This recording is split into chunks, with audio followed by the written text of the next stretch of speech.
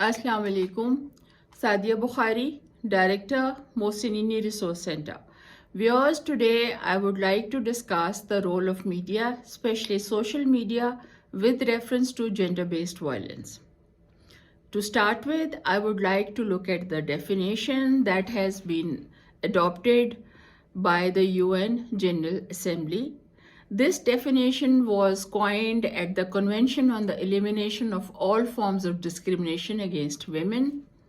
So it is a very, very important and all-encompassing definition.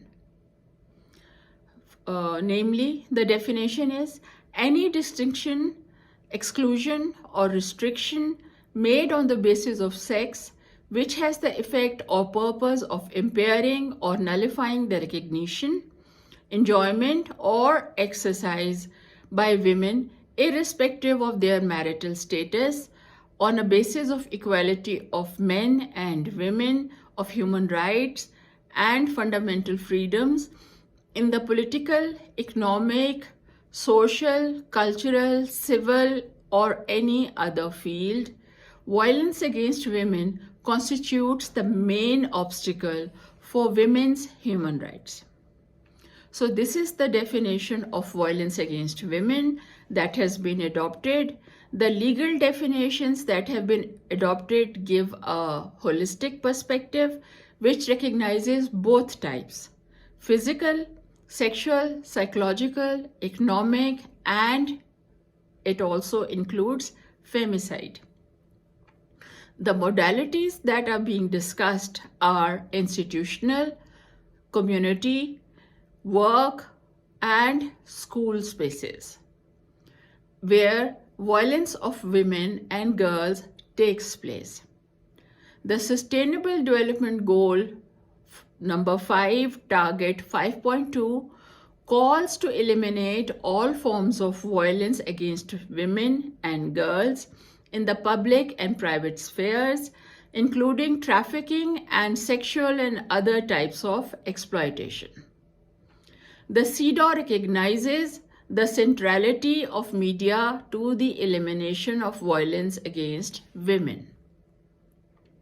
The Beijing Platform for Action in 1995 explicitly called on governments to take effective measures for including appropriate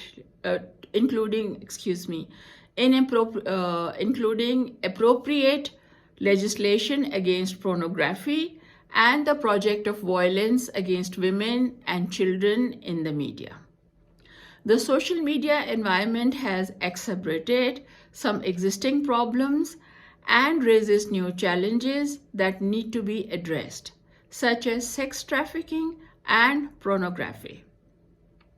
Previously, we had to deal with commodification of women bodies, plus the media content contributed to normalization of sexual assault and other forms of sexual violence. The last phase was linked to social interaction. Content analysis served to produce quantitative statistical data about gender portrayals. These data supported campaigns against stereotyped representations of both men and women. Media content reproduces sexist stereotypes that associate male identity to violence, domination, independence, aggression, and power, while women are linked to emotions, vulnerability, dependency, and sensitivity. News reports of violence against women tend to represent women as victims and as responsible for the violence to which they have been subjected to. Gang rape of a woman, for instance, on motorway, made the CPO of Lahore comment that why did she go out of her home so late in the night? And why did she not check if there was enough fuel in her car? Similarly, the molestation of a TikToker on 14th August led people to comment as to why she visited a place that was busy on the 14th of August, was crowded, and basically they're saying she was not a victim of violence. She had invited that violence by going to a crowded place, which is so sad. Anyways, another example is that of Noor Muqaddam, whose gruesome murder, although widely, very seriously condemned in the media, still has some detractors who say, why did she go to visit Zahir Jafar at 9 p.m. in the night at his home? So usually what happens is that the aggressors are not part of the news report. Initially, when the violence is reported, it is only women bodies and faces that are projected, and it is only later that you get an odd glimpse of the aggressor. Violence against women is therefore not shown as a structural problem, which is the consequence of inequality between women and men in society. In fact, it is shown as a mere individual experience, which uses to happen in a domestic space and is actually the fault of the victim herself. Noor's murder, TikTokers' molestation, the incident on motorway are apt examples of this sad reality. Cyber violence against women and girls is even more pronounced and is emerging as a global problem.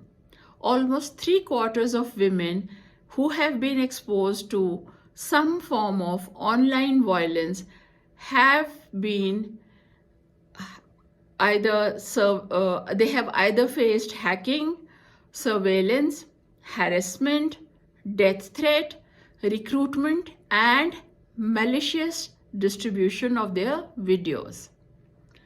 These kind of activities both feed into each other. Abuse may be confined to network technologies or may be supplemented by offline harassment, including vandalism, phone calls, and physical assault.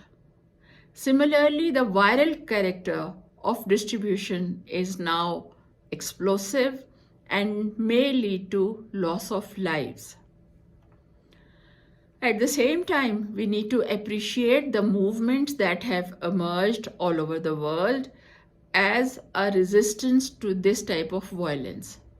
For instance, my first harassment, this originated in Spain, and it gained 100,000 signatures of women who told about their experiences as victims of sexual violence.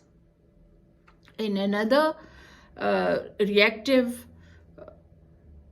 situation, we saw another movement emerge in USA. This movement emerged to denounce the Hollywood producer Harvey Weinstein, who used to act as a sexual aggressor. The hashtag #MeToo was promptly popularized, and worldwide, for millions of women, it was used to publicize personal experience of sexual harassment or assault. This still resolves around the most basic question of power, value, access, and exclusion. This is what we need to focus on. And based on this reality, I have some recommendations that I would like to share with you. Number one recommendation that I have is to commission and produce global comparative reports on violence against women in traditional and digital media contents with a cross-national and cross-regional perspective, emphasizing advances and challenges. These reports must include the analysis of the dimensions involved in this problem. Existing legislation, policy and regulation, self-regulation, and co-regulation forms content of media and ICT, media and information literacy programs. Also, to call on member states to introduce or strengthen regulation and policy aimed at preventing the spread of gender-based violence through the media and ICT. Also, we should encourage media and ICT organizations to adopt gender mainstreaming mechanisms for monitoring, evaluation, and action, adhere to national and international legislation to end violence against women, improve gender mainstreaming training programs for content producers. We should encourage media unions and journalists groups to adopt basic principles for the production of news on violence against women free of sexist stereotypes. We should also promote the exchange of best practices to end violence against women in media and online contents and link them with the research community. Thank you so much for giving me your time.